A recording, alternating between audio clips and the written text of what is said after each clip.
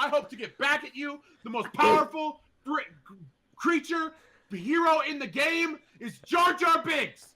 I wish that upon you. You have to deal with that, and you will play with him, and you will cry. You will cry internally and externally. You will cry.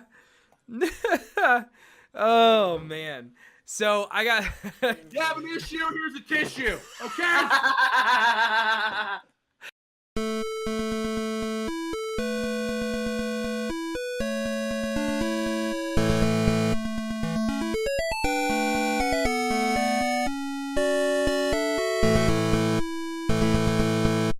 What's good, everybody, and welcome to the 4Stack podcast, the show that brings you hilarious and highly opinionated perspectives about the game of Overwatch and so much more. How's it going, guys? Yeah. Oh, hello. All right. Yeah. It's been a rough week, guys. It will, I mean, technically... I'm going to take it all out on you. It's been a rough couple of weeks. Yeah, I was going to say... Stop being so overly literal. It's only Tuesday. It's been a rough couple of weeks because we didn't actually have an episode last week because we were all just busy and... You were dying, probably. Yeah, I was. Yeah, I wasn't feeling very good last week. I was fighting off this awful sinus infection, and I was running off of a weekend where I got like 7 hours of sleep within a weekend of like 50-some hours. So, yeah, I was in a very zen state last week when we did not record because we all had stuff going on. But we're back, and last time we did do an episode, we talked about the most panic-inducing ultimate abilities in the game. So this week, what we're going to do is kind of go to the flip side now and talk about the Overwatch ultimate abilities that we think are the weakest. So these would be the ultimate abilities that don't seem to ever have much impact on the game, that when they get deployed against your team, you don't really feel scared or you don't really notice much seems to happen. You just kind of continue the push. So what do you guys think are the weakest ultimate abilities in Overwatch? Tracers is that like grenade thing, right? Yeah, the pulse bomb. Yeah, it's to me that one, like, you might be able to kill one person if you get it right on them, but very rarely do I see it kill more than one person. Yeah. See, I feel like that one gets stuck to me all the time. Yeah. See, the thing is, you play Mercy. It's true. Right. We talked about, DPS, especially flanking DPS mains targeting healers like Mercy. And I play Tracer fairly often. And the thing about hers is it's super powerful, but it feels like lightning in a bottle to actually get its full potential. There's only been one time playing as Tracer that I've ever killed more than I think 2 people with the pulse bomb, unless a graviton surge or something like that was involved. Yeah. And that was literally pure luck. We were on Namibia or whatever that one is. Is it Namibia? That's an actual African country. Yeah. What's the map I'm thinking of? Numbani. Not Namibia. Yeah, Numbani. I was like, what? You better hope that this podcast doesn't go global because some people might be offended. The whole country of Namibia is just gonna get very, very salty with me. No, we were on Numbani. No one here has an Xbox. No one here. Oh man, but we were on Numbani and the whole team had kind of pushed too far off the point down into that sort of choke point right in front of the point, and I was flanking around from behind, and I ran up behind a Reinhardt, and they were all kind of grouped behind the shield, and I threw the bomb out, but I accidentally threw it too far back because Tracer's bomb has such a short range, which is another thing I don't like about it, and they heard like the blinking noise when Tracer throws her ult, and they mistakenly thought it was in front of them.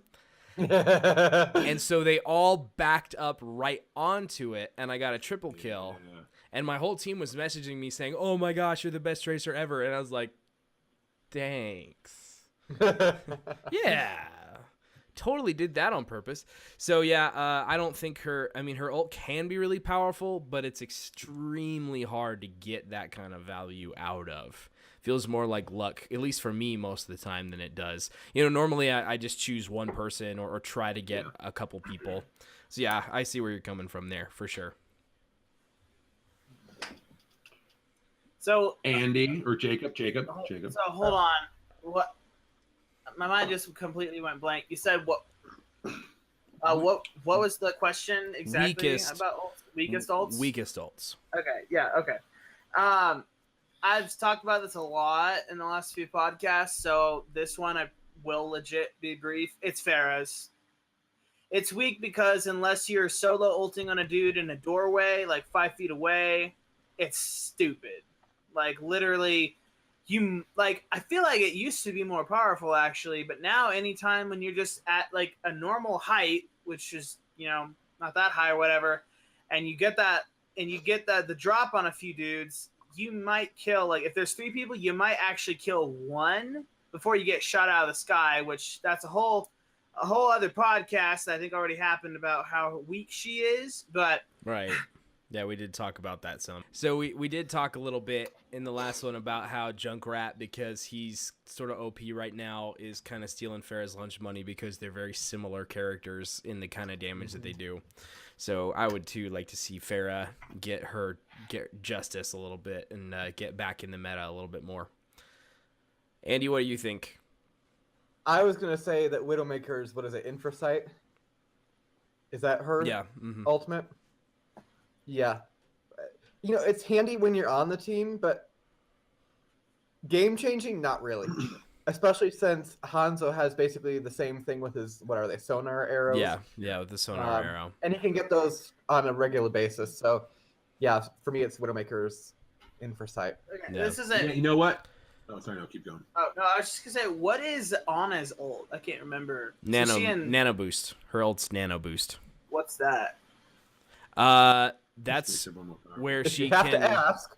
That's where she can shoot a dart into one of her teammates, and it boosts their health and damage for a short period of time.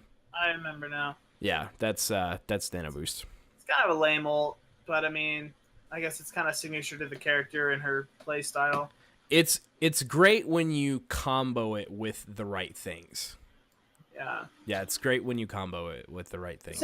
I wish that they'd make Anna a little. This may be off topic, but I wish they'd make her a little bit like more of an opposite to Widowmaker, because it's kind of like they actually are. They in the next patch that's coming out, they're buffing her damage, so she's gonna feel more substantial. And I might actually go back to playing Anna more often.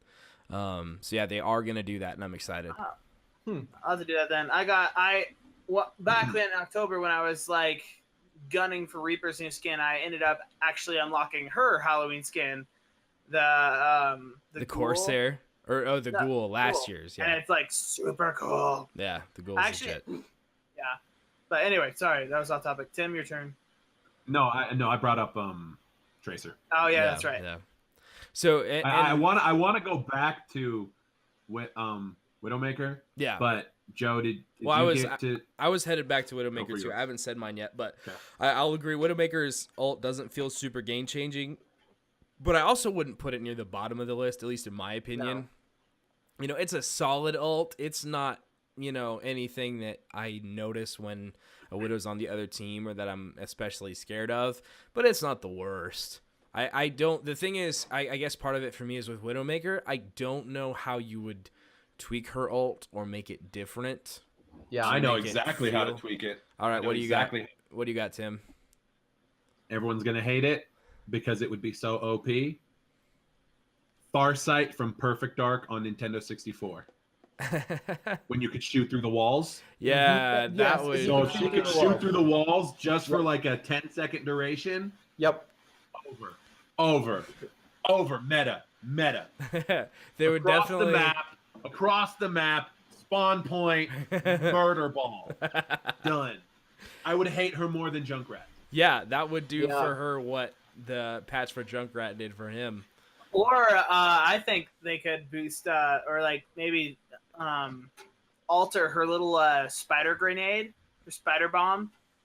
How it just like sits there. I think that whenever she drops it, it should like run, like scuttle across the Ooh. ground towards the nearest enemy player. I like that That idea. way, like they could see it and run or blow it up before it gets to them, so they have a fighting chance. But like, can you imagine like That would it be just legit. like homes in on the nearest enemy yeah. and does Yeah, that would be damage? sweet. That'd be pretty good. Here's another idea for her ultimate. I don't know how much you guys have played the Mass Effect games, but in the Mass Effect games, all the soldier characters have this optional ability called concussive shot. And basically, like, if you're targeting somebody, you can curve this bullet that does more damage and has some knockdown power. Kind of like, like Wanted, like bullet curving. Like, you can curve it over objects and stuff if you do it right. I think her ultimate ability could turn her shots into that, where she could, like, they makes them more powerful, maybe give them some explosive damage, and then she can curve them around objects. I don't know. That would be cool. Okay, I have a question. Like, McAvoy comes is in there- and disrupts the whole system, and then like, oh wait, what? What? No, Angelina, who Is we talking about? is there any way that like Blizzard could like watch this podcast? 'Cause I seriously feel like we've had some legendary ideas that they are just missing out on. Like, the Junkrat meta is still going on, and they're blissfully unaware of the common sense bombs that we have been dropping every podcast about. You say that, and watch a fifth person joins the conversation, like we hear everything, and then leaves. Right, right. Oh my Overwatch goodness. symbol just like flickers on our screen really quickly, and then our systems get fried. Yeah, and fast forward Propaganda is useless. Wow. I know the screen just like statics out and Sombor pops up. Does that thing. Yeah. Fast forward 6 months and we all work for Blizzard. Yeah. Hey, I'd be fine with this. All right. So as for me, I'm gonna say Zenyatta's ultimate. Yeah. I actually Forgot about it. I kind of stopped playing as Zenyatta because I do not feel like his ultimate really does anything. Yeah. It's basically like a. Is it a healing thing? What is it? Yeah. Okay. Here's the thing. It supposedly makes everyone within the circle invincible. And basically it boosts your health to a super high amount, but it does not protect you from anything that can kill you instantly. So McCree's ultimate, Diva's ultimate, Junkrat's ultimate, all those ultimates. Reapers. Reapers it will Reapers on protect you that? from. It'll protect you from Reapers. It'll protect you from Hanzos. And it'll protect you from soldiers. Ults like that drain damage really quickly. But anything that's an instant kill, it won't protect you from. And So they really need just to raise that up a little bit. Yeah, Even more to make it. I don't know how you make, but when you are looking at, okay, maybe our team has a Mercy or an Ana, and you're looking for sort of that supplemental healer, which I feel like that category is kind of Lucio and Zenyatta. Yep. Lucio's always going to be a better choice than Zenyatta. Basically, the only exception to this rule is if they have a triple tank or something like that, and you need that Orb of Discord to do some damage. But that's not an ultimate ability. As far as ultimates, Lucio's is so much better than Zenyatta's and always has been. So yeah, I feel like when I'm playing as Zenyatta and I pop his ult, it does nothing. Like, everyone around me still dies, and then I die as soon as I come out of it. And they still get what they were going for. So yeah, I'm gonna say Zenyatta's ult is basically just stupid. Yeah. Dumb and stuff. Yeah. So let's shift the conversation and talk about Battlefront 2 for a little bit. It comes out this week. A lot of people have been really excited for it. I've been really excited for it for a long time, ever since the original Battlefront was kind of DOA, kind of dead on arrival as far as a lot of people were concerned, just with the fact that, like, it was basically apparent from the beginning that you were going to have to pay another $50 in DLC if you wanted to continue playing the game past a certain point, which turned out to be true. The heroes were disappointing. There were only 2 characters with lightsabers. There was just a lot that felt frustrating about it to me, especially getting to play as a hero in normal modes, just like your regular Battlefront like Walker Assault and stuff like that, I felt like I never got to play as heroes. Because to play as a hero, you had to find a token that was never in the same spot. And it felt like someone else always found it. And it was just frustrating. And then the trailers and the news and info for Battlefront 2 started dropping. And it really looked like they're getting set to fix every single mistake that they made with the first round. And so I'm pretty excited for it. And honestly, I didn't hear a ton about some of the controversy that was going on until today when I read some news articles.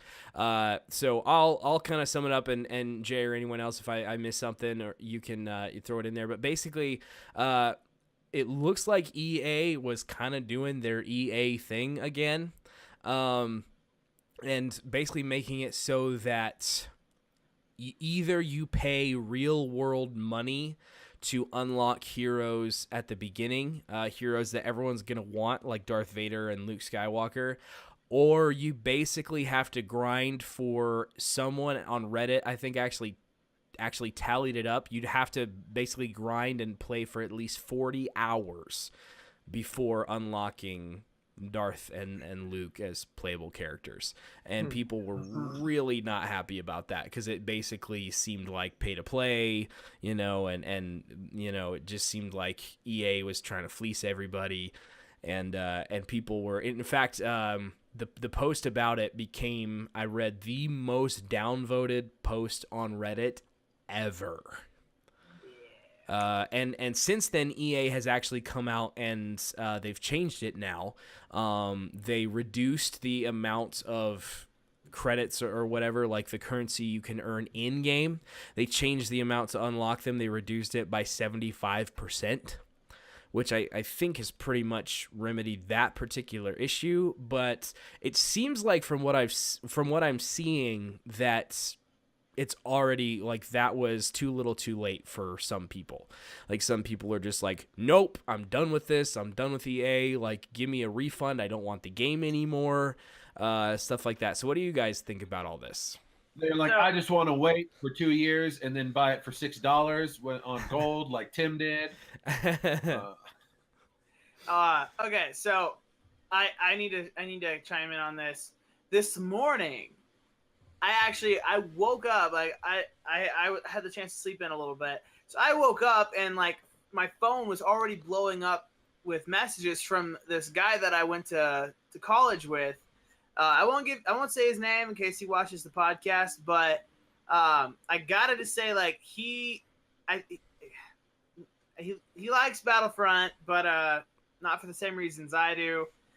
He's a little bit more of just kind of like, he is like at the heart of that crowd that is like, no, it's too late, EA. It's too late. I want you. Wow, Tim, like the light just came on in the background. But he's in that crowd that's just like, I want my money back. It's too late, EA.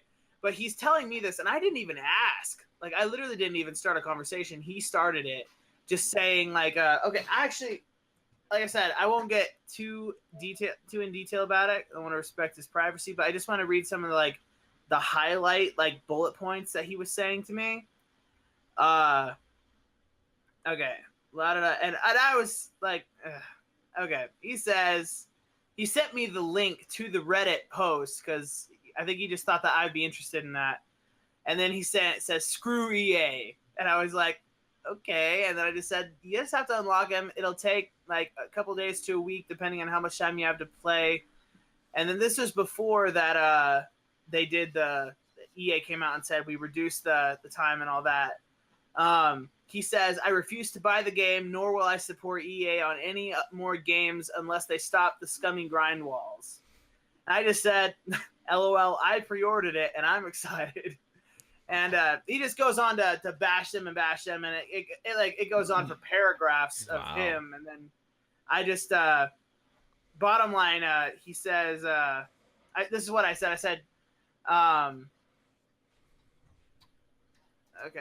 He says, to further my point, tons of people have canceled their pre-orders to only have EA remove the link on their site to cancel it.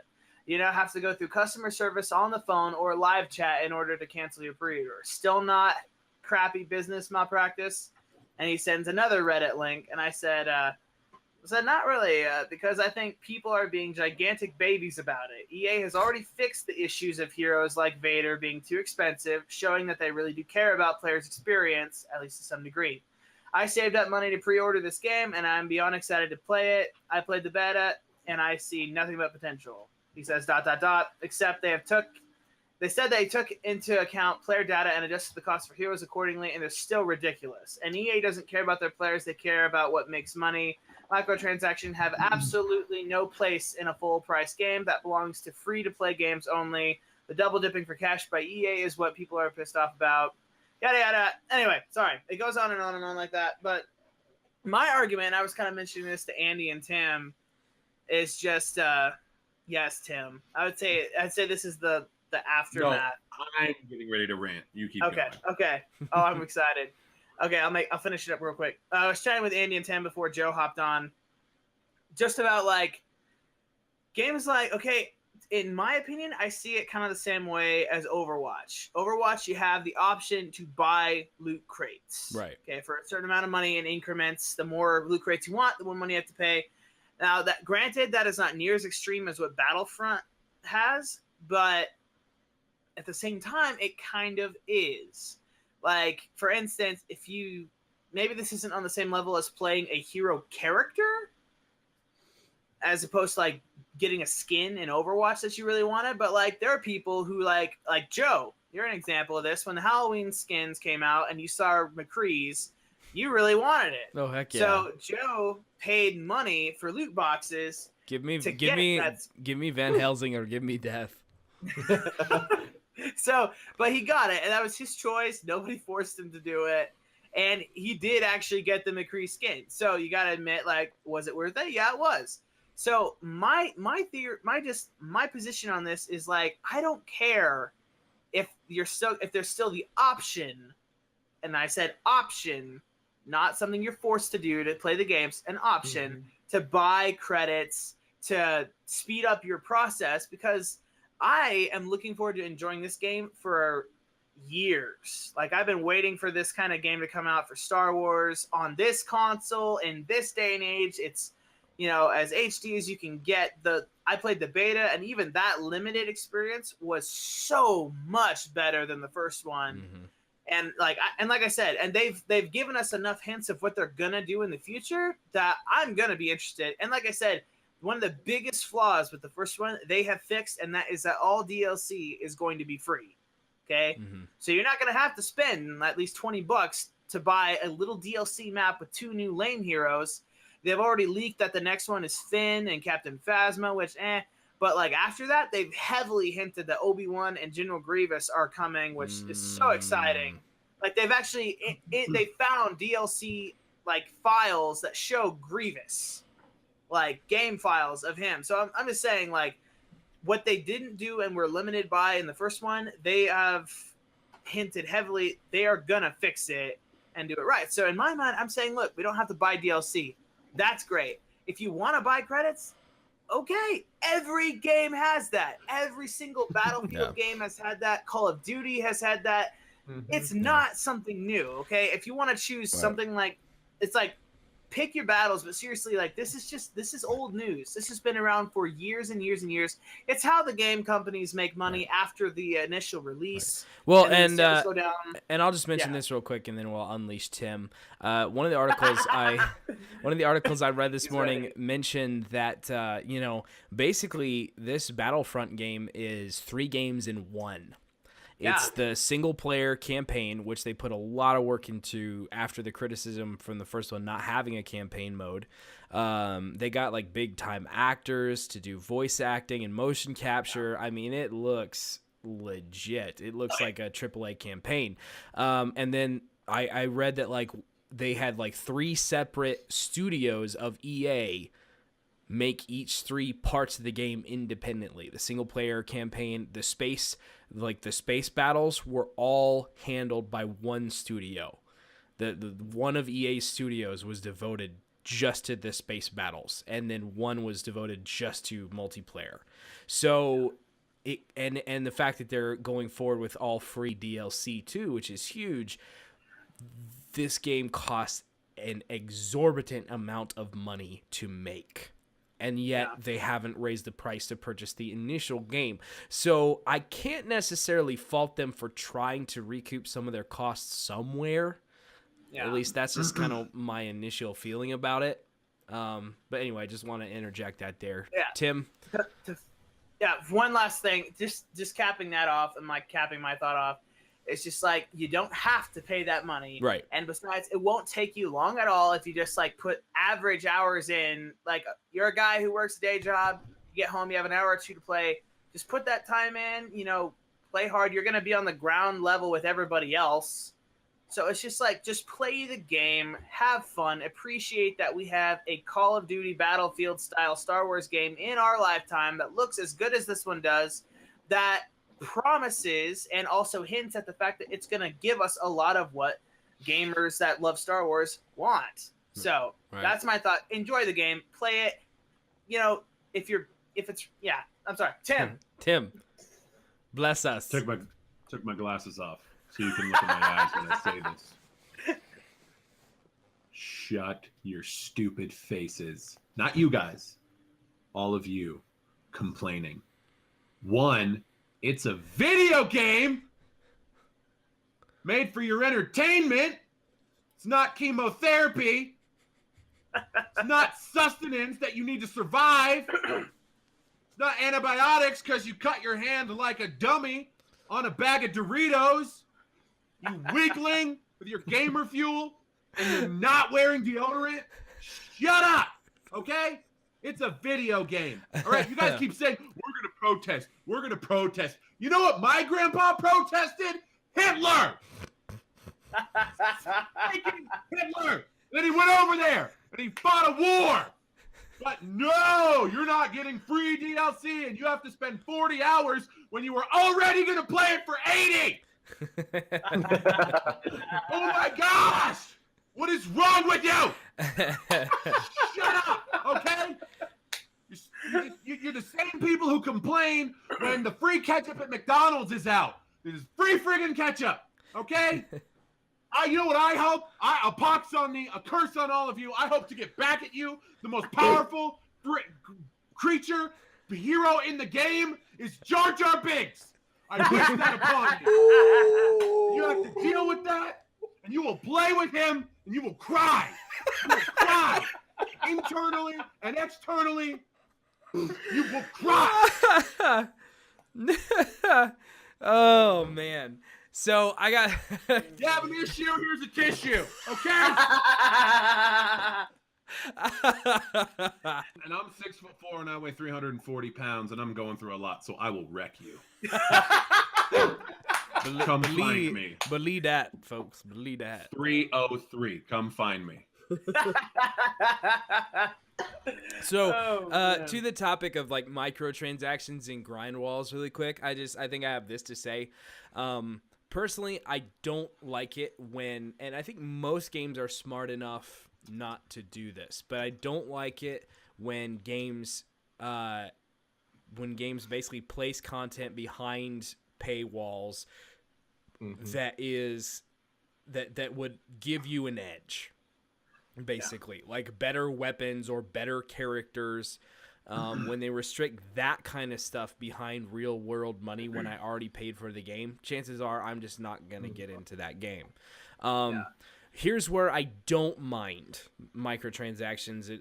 I'd say the Overwatch model is awesome for microtransactions because it's not stuff that's essential to the game. It's awesome, like skins and stuff like that. But, you can, it's a smaller chance, but you can earn it on your own or if you're saving up credits. But you can also pay, but it's just cosmetic stuff. And I think it's where grinding is concerned, especially with FPS games, I do not mind grinding at all if this stuff is really cool and if it's unique. I think a big part of this, for me, was Call of Duty Advanced Warfare had some legit, elite, legendary versions of guns and stuff like that. And I just, I was grinding for forever for that stuff because it was like a once in a blue moon chance you were going to get it. And when you did, like, I remember like screaming at the screen and stuff because I was so excited. But where I don't like grinding is when I have to grind for something that everybody else is also grinding for, and we're all just going to have the exact same thing. And I think that's maybe where part of this reaction to having to grind like that for like Luke and Vader comes from.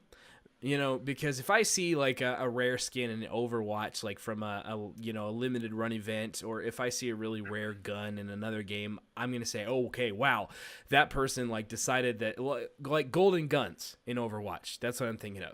Like when I see somebody have a golden gun for a character in Overwatch, I'm like, okay, that person put in a ton of time. And out of like 23 or however many heroes we're up to now, they picked that person. It's a very like elite sort of feeling. But when I have to grind for the exact same two characters that everybody else is also grinding for, that doesn't feel like much of a payoff when I get there. But it's also a video game and, you know, shouldn't bother me that much, and it's still an epic Star Wars game, so yeah, I'm probably gonna get it regardless. Like I got the initial Battlefront, even though I already knew that there was gonna be a lot wrong with it. It's still a modern Star Wars game, so of course I want to play it. I think bottom line, if you don't like something and you genuinely think it should be different, use whatever channels you want to for feedback. You know, social media is a powerful tool, and we've seen that used, you know, over and over again with stuff like this. So, you know, express how you feel. But if you are to the point where this is like ruining your life and you're throwing temper tantrums, obviously a long, hard look in the mirror is. Hey, say some temper tantrums are okay, buddy. I'm not gonna go there because I'm afraid of you tonight. Yeah, it's a bad night. It's a rough night to be on the wrong side of this guy. Okay? So I'm just gonna not go over there. I'm just gonna stay over here. Andy, you got anything I'm like, to ninja smoke, and then I just pop up over there. just like behind my chair. Andy, you got anything to add to this conversation before we move on from it? I just hope it's better than Jedi Power Battles, because that set the bar pretty high in my book. Gosh, Jedi Andy, Power Battles the GOAT. whatever your name is. All right. So with that being said, our conversation on weakest ultimates and the upcoming Battlefront 2, let's do some likes and dislikes.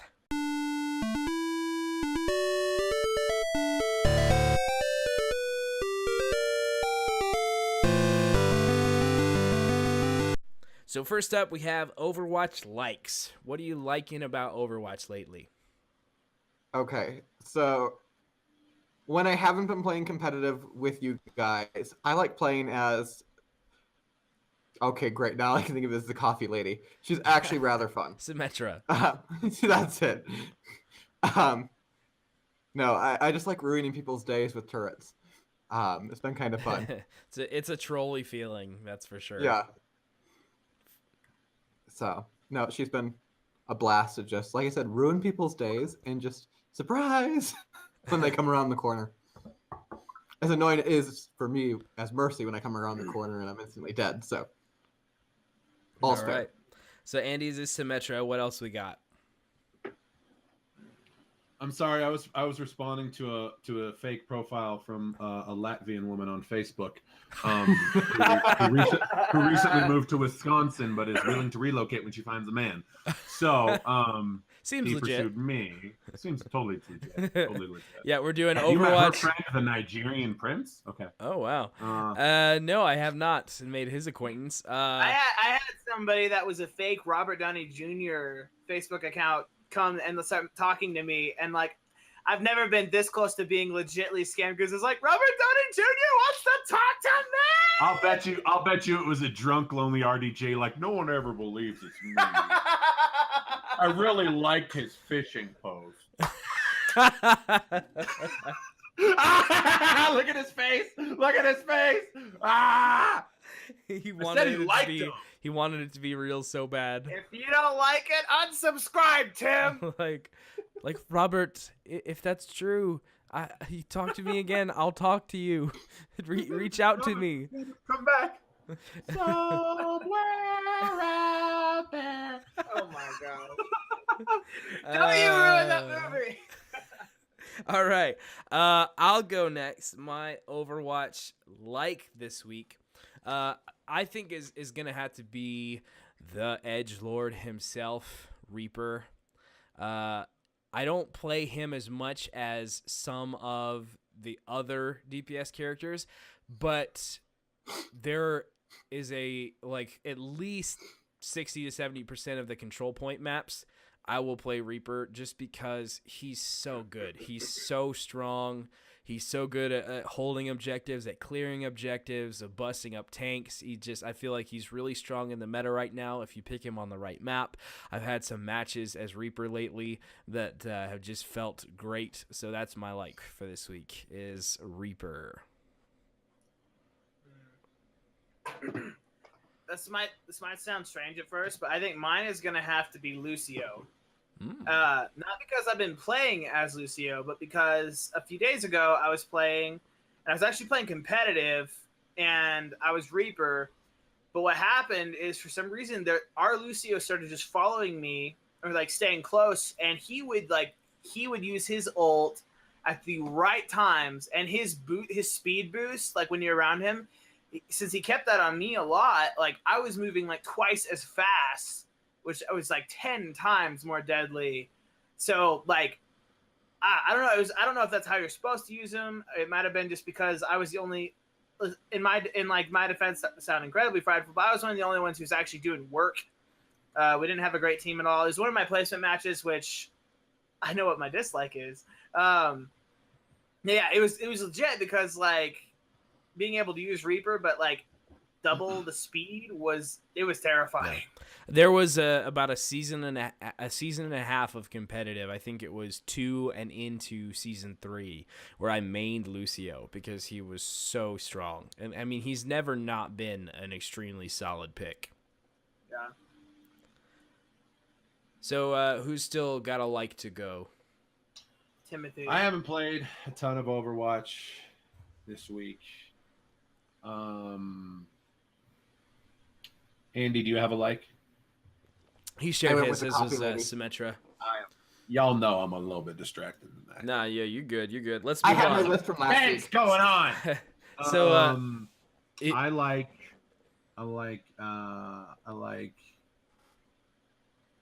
pass, whatever. Yeah, Okay. you're good. Let's move on. Let's go to Overwatch dislikes. I'll kick this one off. I had a match. I can't remember if it was with you guys or not. I think it was with you guys. I want to say it was on.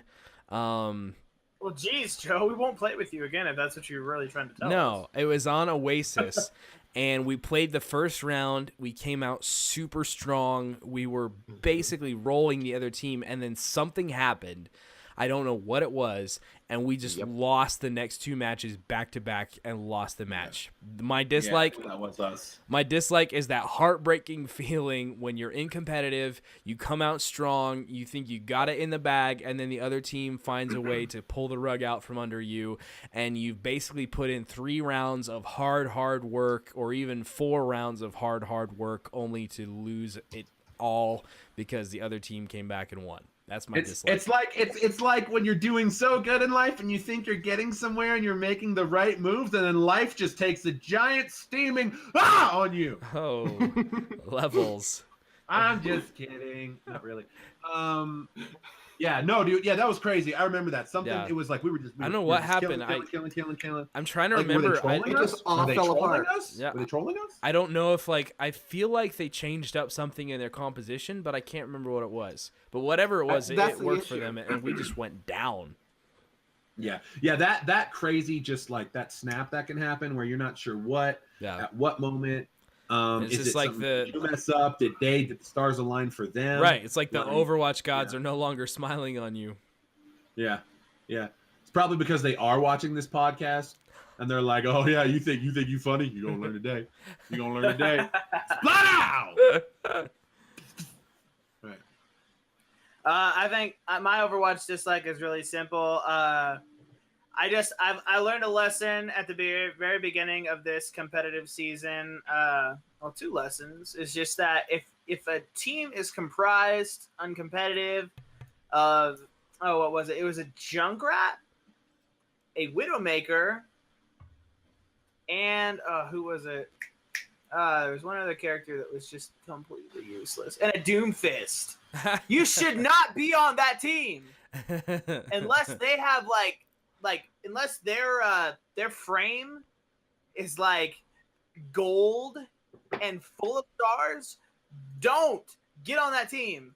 Like accept the penalty and just leave, and at least keep your pride intact. Because I hadn't gotten a chance to play with you guys, and I was like, I want to get some of my placement matches out of the way, and hopefully do better than I did last season. Famous last words. So I jumped on this team and I started playing, and like I'm not gonna brag, but I was doing okay. I was doing okay for how bad my team was, but literally I was just watching our team die. And I even switched to a tank once to try to help balance things out, but it was too late. There's just I hate it when it's okay, this is competitive. And I don't want to be one of those jerks who's like, oh, I see we don't have a healer, but seriously, why would you choose the dumbest characters when playing competitive? Where you're trying to win, because if you don't, you'll your rating goes down, and seriously, it was awful. So it's just I learned a lesson. Unless if it's a placement match, do it with people you know, so that way you can have a guaranteed decent team lineup. Even if you still lose, at least you have a good team. But because seriously, a Widowmaker, a Junkrat, and a Doomfist, that's gross. That sounds like the beginning of an Overwatch joke. A Widowmaker, a Junkrat, and a Doomfist.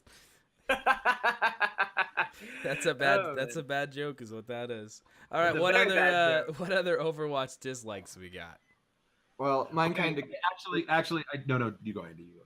Oh, mine kind of goes hand in hand with Jacob's. I like you, Andy, but I'm gonna let you finish.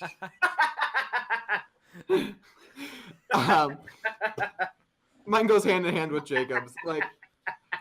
I did all my placement, half my placement matches without anyone, and it was I have never scored so low. And I was doing great.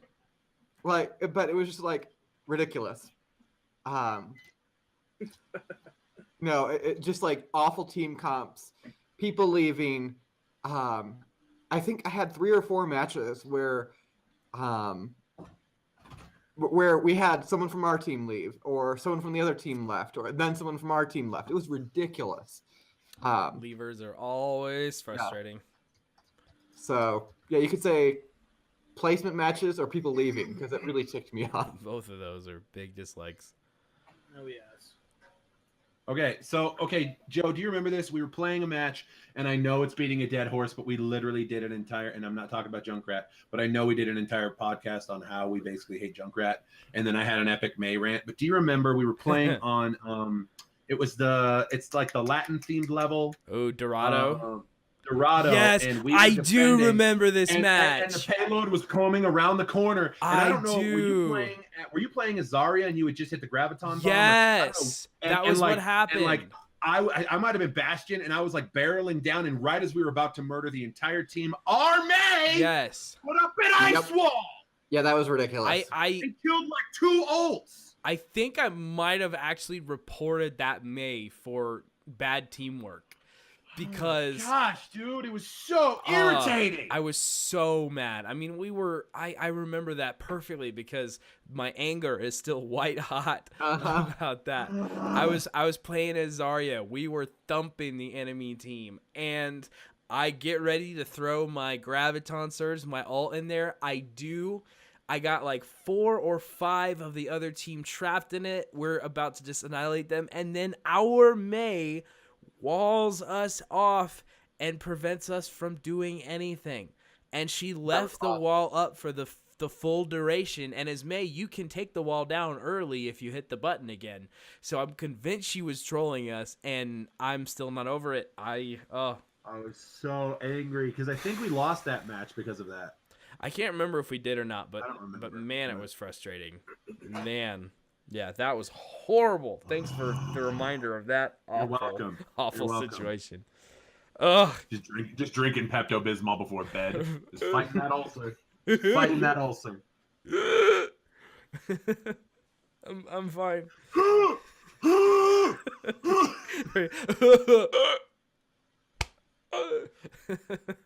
man, it's okay. My esophagus looks like Swiss cheese, but I'm good. Yeah. Gross. All right. That is so gross. I gave Jacob quite a visual. I don't want it. I don't want it. I don't want it. I don't want it. All right, so let's go to other likes. What else are you liking in your worlds? I got one, and it's gonna make Jacob very happy. That was not a trusting look, Jacob. I promise it will. Well, you just gave me like the grossest visual I've had like all year. Yeah, so but actually, I make it. have the grossest visual all year. Please, we play with you in Overwatch. We know the thing you said. Oh, truth. Lest we forget your name in the group chat that I'm not gonna repeat. I'm not gonna repeat here. Triple R. Triple R. So mine is that's like the chat friend. That's like the 4Stack friendly nickname, Triple R. Also sounds like my brand. Like if I was like. That's a horrible brand. If I was That's a horrible brand. If I was a buckaroo and I had a brand. Jacob Cosby. If I was a buckaroo and my custom brand would be Triple R. The sad thing is that there's so many people who aren't gonna understand that joke. Oh, they are gonna understand. We will make them understand. They will hear. Okay. Yeah. I wasn't talking about the Buckaroo Guide half. What do we do now? Echoes in the halls of eternity. Okay. All right, Tim, you were saying. My like are my lovely lady likes. No. My like is. Do you guys know what Movie Pass is? I don't think Okay. so. I have heard of it. I don't know if it would work in your area, but in like real cities, with real people, and not runzas. Yeah, I went there. Just kidding. Burn, bam, bam, bam, bam, bam, bam, bam, bam, shots fired. Wow, are you going Super Saiyan? What was that? Next time on Dragon Ball Jacob. Okay. Super nerdy. Wow, that was so friggin' nerdy. I got it though. I got the reference. I'm so glad I'm wearing my Argyle sweater and not one of my comic book shirts tonight, just to even it out. Okay. Aaron Wagner, if you're watching this, shout out Argyle Strange. No one knows what that means. Okay, so Movie Pass is basically a subscription club. You pay $10 a month, and it's literally unlimited movies. You can go see one 2D non-IMAX movie a day. Wow. $10 a month. And we went to like a theater by my house. That's like one of those like check-in restaurant theaters. My best friend Alan and I, boom, it worked. And you just have to be within like 100 yards GPS location, and it freaking worked. I mean, wow, it blew my mind. $10 a month. You could use that thing twice, and it's still going to save you tons of money. So wow, that's amazing. What's cool for me is like, I just, I could go see more. I don't know. I could just do more. A lot of times I don't see movies in theaters because I'm like, if this doesn't require me to actually need a 40-foot or larger screen to enjoy this, I'm just going to wait till it comes on home video with my 1080p TV and like everyone else has. Right. So it's cool. So yeah, check it out, Movie Pass. See if it works in your area before you do it. Took me like 3 or 4 weeks to get the card, but it works. So that's legit. Yeah. All right. So my other which the one that's going to make Jacob very happy, is the gingerbread caramelicious from Scooters. I did not know we had this. It is the holiday. It's the holiday drink that we The deserve, holiday? right? No. Hold on. The holiday. You just got your nickname for the holidays, Jacob. holiday. Spreading that holiday cheer. Holiday. Francis is gonna love that. Oh, she's gonna love it. No, but it is the holiday drink that the world deserves, the one it needs right now. It is it to me, like I don't say this lightly. I am picky when it comes to my coffee. It tastes like drinking a gingerbread cookie. It's perfection pretty much, and I dig it. That's my like. That's a good like right there. That is a good like. That is a good like. All right, Andy, what do you got? Well, my like is having a certain skill set that comes in handy, mainly to take care of myself. All these inside jokes. Ragnarok. Yeah, Tim, you haven't. I don't think you've heard this, but we've been kind of teasing Andy lately because he has a Wisconsin accent, so he says things like "bag" instead of "bag." Like his, Long A's for everything. He has long A's, and so when he says Ragnarok, it comes out Ragnarok. Ragnarok. He can't say bag like a normal American. He says bag. Ragnarok. Give me a bag. Ragnarok sounds like the second coming of Ronald Reagan. That's what that sounds like. Whoa! 100% what that sounds like to me.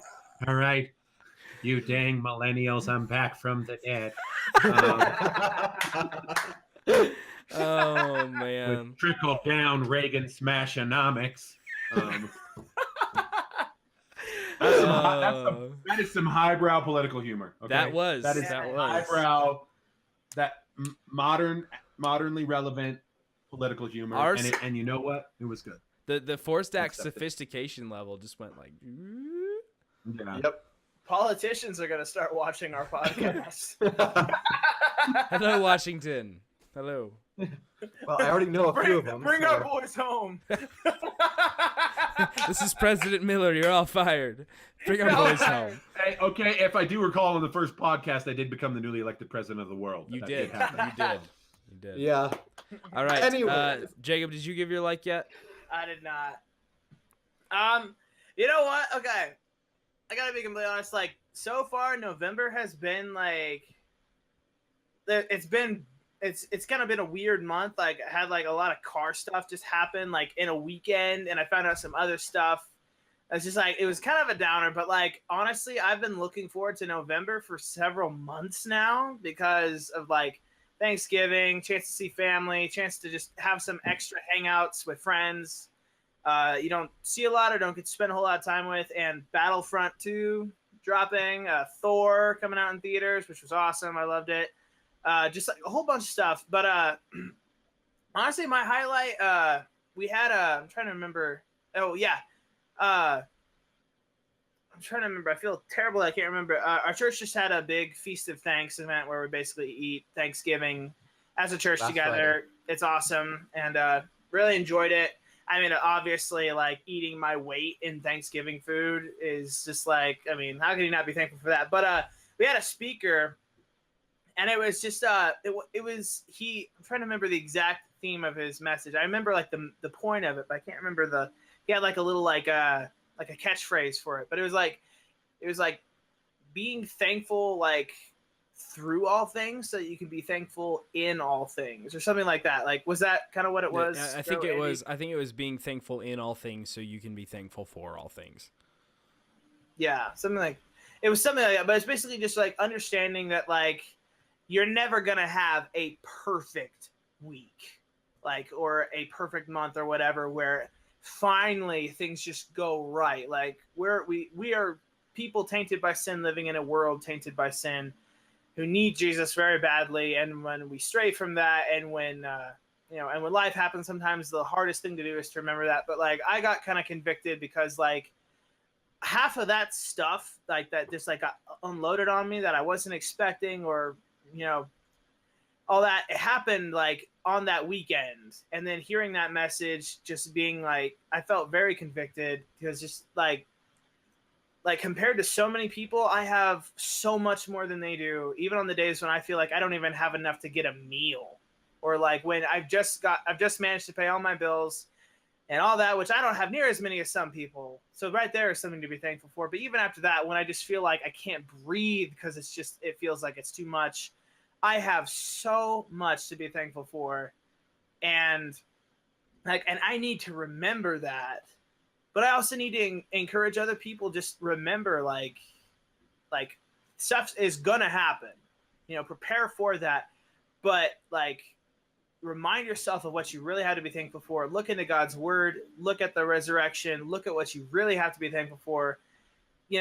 Put that in your magazine and load that sucker up, because like change is coming. Like dark times will come, they come and go. But like if you have that stuff and you just remember it and reflect on it, like that can help carry you through some really tough stuff. Like not just tough material stuff, like just everyday stuff, but the big stuff. The stuff you can't control, the stuff that you have no control over. Like for me, that's my like of the week, was getting to hear that speaker last Friday, just being reminded, and that speaker, like his testimony, like some of the stuff he went through was like, I'm so thankful that I haven't had to go through that, but he was able to like speak about some of the stuff he went through, and then the point of that message just balanced it out. It was a really good message to hear. So yeah. That's my like. Sorry, for sure, dragging on. For sure. But yeah. All right, is that everybody? I think so. Dan, did you go? All right. Yeah. All right. Movie pass. Yep. Okay, yes. So speed round. What's your other dislike? This All right. weather. I want it to get cold. Period. I'm kind of with you there.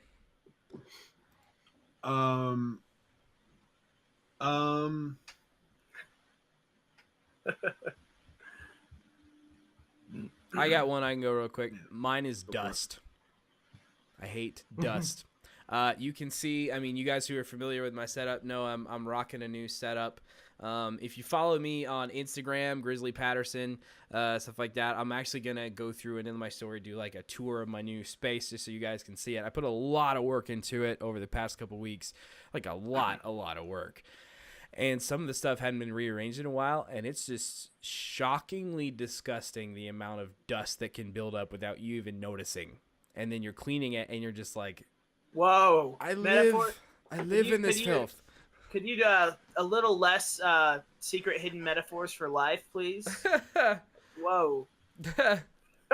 So yeah, dust. That's my dislike. Do you hate it because it's coarse and it gets everywhere? You stop it. That's Sam. I'm gonna say you said quick. So my dislike of the week. Oh God, I hope you guys didn't just hear that.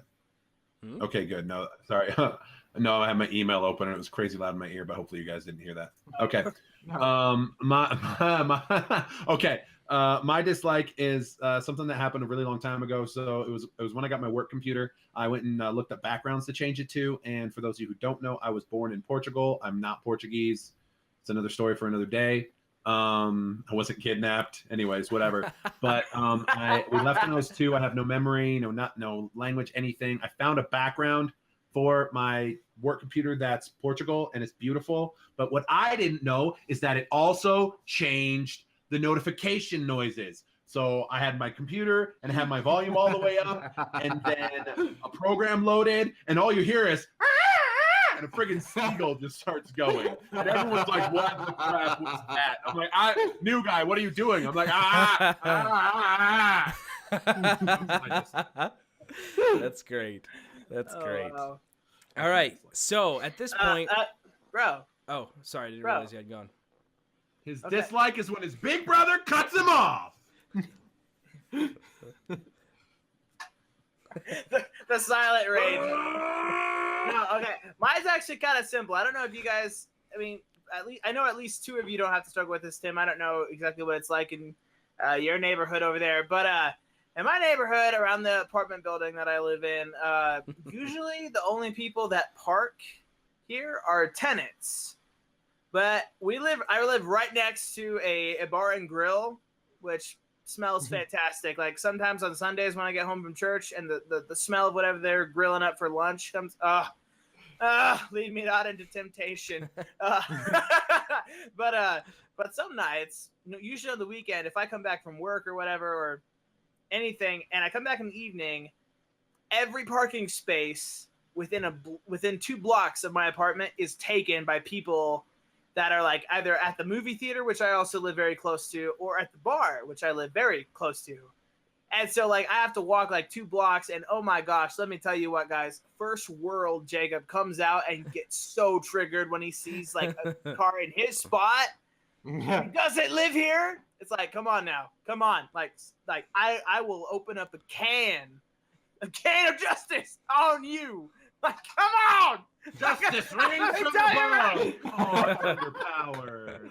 Okay, that is my first world complaint dislike, is when people that don't live in your building take your parking spot just for the amount of time that they're here, which is like, it's too long for you to wait for them to move. So it's like, I guess I'll go and park over here in this dark, scary spot where all the stray cats like to hang out. Like an animal. Like an animal! All right. So that's our likes and dislikes.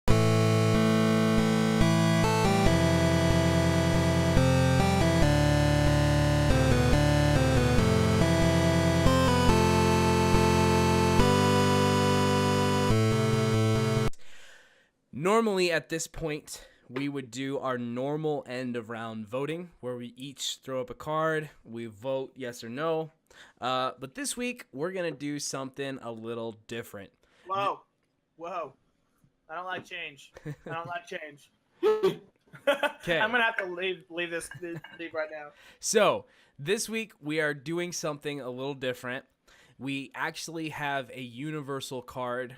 All of us discussed beforehand and agreed that we all have the same card for end of round voting tonight, and that card is bullying. Our universal card tonight is bullying. And I'm going to explain why in a second. But before we do that, I want to toss it to you guys just real quick. Do you have anything that you want to throw in on this topic that obviously is kind of significant since we're doing this? I thought of this beforehand, so mine is it's actually very short, despite me saying my previous rants would be short. I just I love fly fishing. I made an Instagram account for just my fly fishing stuff because there's actually a really large community on Instagram and YouTube that love fly fishing. It's very peaceful. It's got a very picturesque look to it. But I've discovered that so far, I got on Facebook, there was a group, panhandle fishing group that someone local created here to just post pictures of fish you catch. For me, it was awesome. I have a group of people that are like-minded, and I posted some pictures of just some fish that I'd caught, and I started getting some pretty negative and just very positive feedback of just how I did it or all that, and I was like, this is really discouraging. Anyway, I've discovered the positive side of when people just enjoy the thing, whatever it is. And if they give you feedback, it's positive. And so seeing the positive side of that, it's in particular, if it's Instagram or YouTube comments or whatever, here's the thing. If it's not building somebody up, if it's hateful, if it's harassing in any way, what do you think is going to happen? What are you expecting that nothing good happens? Positive change happens when positive encouragement and positive criticism is demonstrated. Anything other than that, nothing good is going to happen at all. So I don't know. I think it's just, if you want somebody to change, if you think they're doing something wrong, positive encouragement and positive criticism balanced, that's what incites change. That's what actually is received and listened to. Anything else is just going to be blocked anyway. So it's use logic, use wisdom. I don't know. I just don't have the time of day for people who can't have common decency and, don't mess with my friends. Now, I think what's happened is I think there's this really big disconnect between an emergent culture that has no ability for self-reflection and no ability for accountability and responsibility, and then the other side is people who don't understand that words have power. I think there's this big divide where there used to be more of this kind of in the middle. We understand that we're going to raise people to be responsible and accountable. And part of that is giving them the tools to succeed, to be strong, encouragement, things like that, real community. And I think that there's just been this shift that's been growing and growing. And that whole sticks and stones may break my bones, but words will never hurt me is garbage. Yeah. Because I can tell you that when I was 13, when I was 16, I was suicidal. And it was because of words. It was because of every day at school being made fun of because of my weight, my haircut, my clothes. Coming home and having a dad who did the same thing, made fun of me because of my weight. And it was evil, awful, awful things. And I can tell you that if I had gone through with it, I wouldn't have my kids.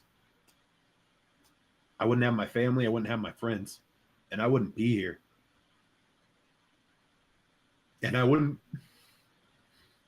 be strong enough to be going through a divorce. And I wouldn't be man enough to stand in the face of everything life could throw at me.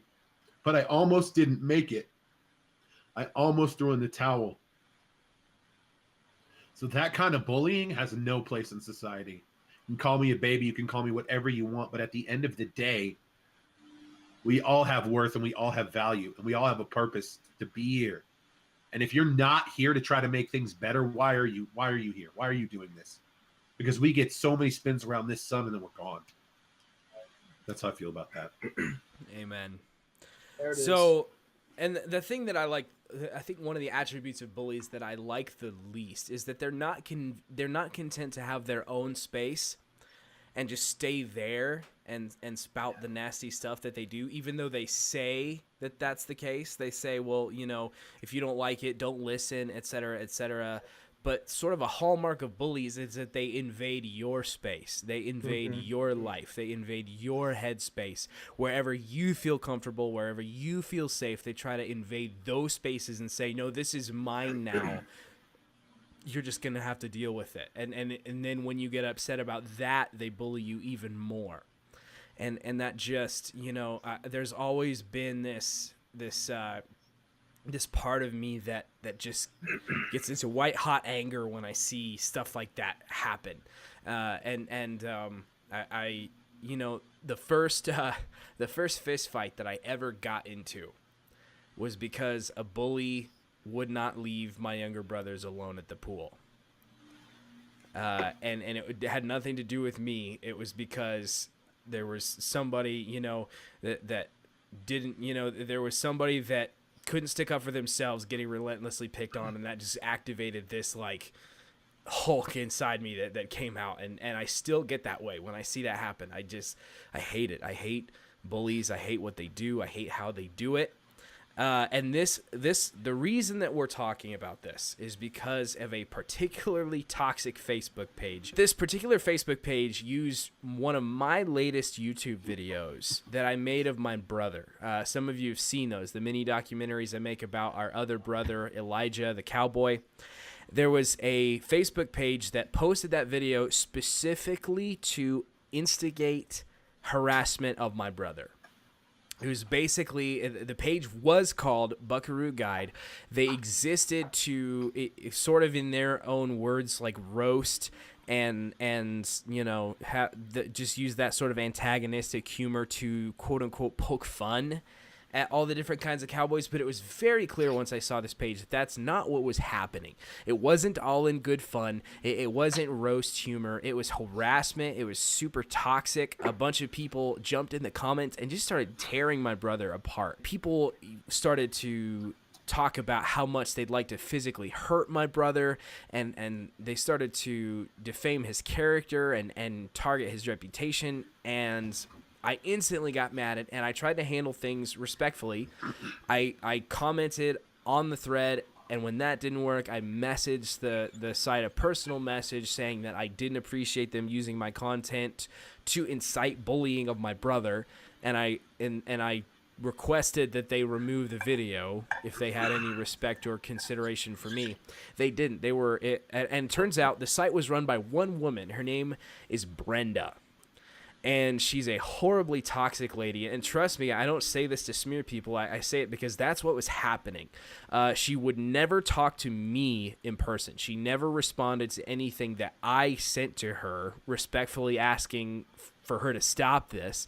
She instead reposted our private conversations in that thread and encouraged people to go after me and my brother even more. She also started posting, she posted the link to my personal Facebook page to do the same thing, and the links to personal Facebook pages of people on my friends list.